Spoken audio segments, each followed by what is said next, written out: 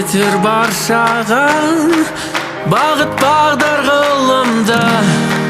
Таныс бізге аспанда, мұхит теңіз астыда.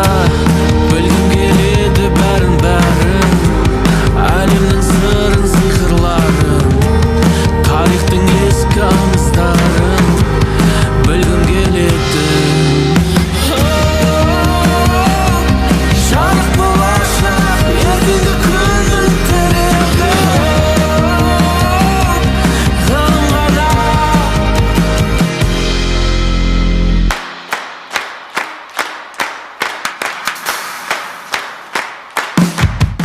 Біз бүгін қалдықтарды қайта өңдеу заводына бардық. Ол жақта бізге жұмыскерлердің қалай жұмыс істейтінін көрдік, және қалдықтарды қайта өңдейтінін түсіндік.